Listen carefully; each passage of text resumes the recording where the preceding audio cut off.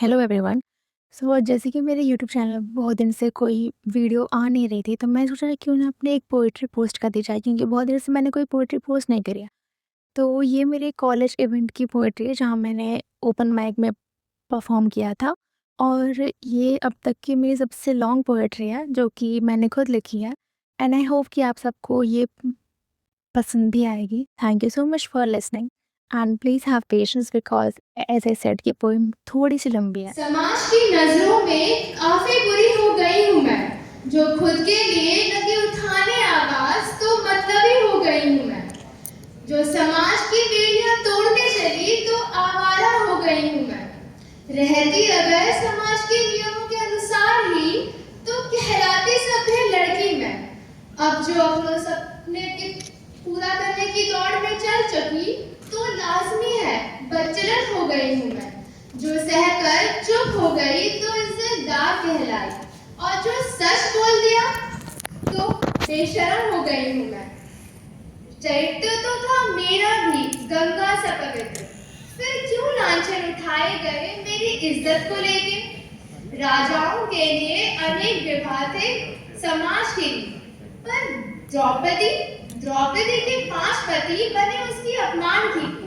क्यों मेरी मर्यादा को भी चौसर के खेल में दांव पे लगाया गया। मैं तो अनजान थी, नादान थी, मासूम सी एक जान थी, अपनों के मुखौटों पे छिपे दरिंदों की ना पहचान थी। वस्त्र मेरे बदनाम कर छिपती बिखरी सोच थी, रक्षक बन आए थे फिर क्यों रखते मेरी पोशाक हुई। बड़ी खुशी से आई थी तुम्हारे घर, बड़ी खुशी से आई थी तुम्हारे घर, नई जिंदगी सोच कर आई थी, पर क्या पता था ये सिंदूर में ही अपनी मौत छिपा कर लाई थी। क्यों ना कांपे हाथ तुम्हारे मुझे जिंदा जलाते हुए, इनकार करूं तो तेजाब से झुलसा दी जाती हूँ, इकरार करूं तो अपनों के हाथों ही मार दी जाती हूँ। चेहरे पे हो तेजाब या मौत का फरमान, हर तरफ से ही या तो दाग बना दी जाती हूँ या कफन उड़ा दी जाती हूँ।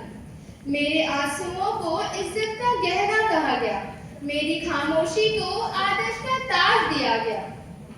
क्यों तुम्हारे लिए बन के रह गई हूँ केवल एक हवस का पात्र, जबकि रहना चाहती थी महज एक इंसान मात्र। 9 महीनों की पीड़ा सहने के बाद भी भरण पोषण किया तुम्हारा, परंतु फिर भी तुम्हारी गालियों में नाम रहता सदा मेरा।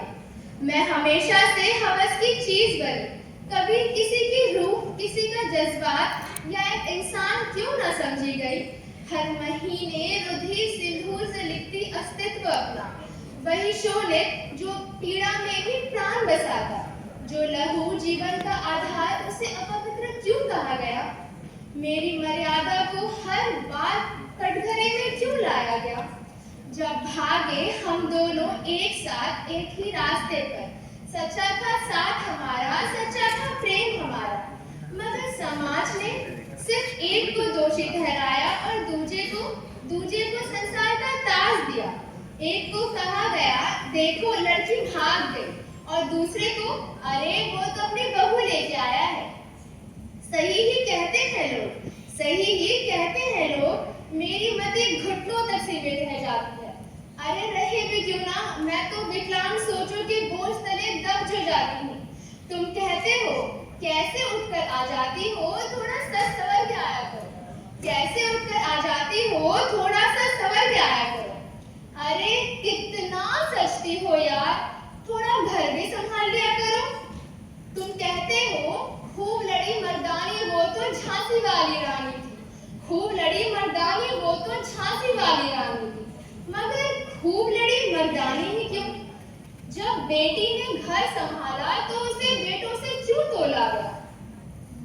ये गाथा है या युगों का शोर, जो सदियों से चला रहा न जाने किसों। मैं तो केवल अपने स्वाभिमान के साथ जीना चाहती थी, फिर क्यों हर बार सिर्फ पुरुष से ही पहचानी जाती हूँ। नहीं जानती कैसे करूँ इस गाथा का, ये अनंत गाथा है जो सदियों से चला आ रहा है। धन्यवाद।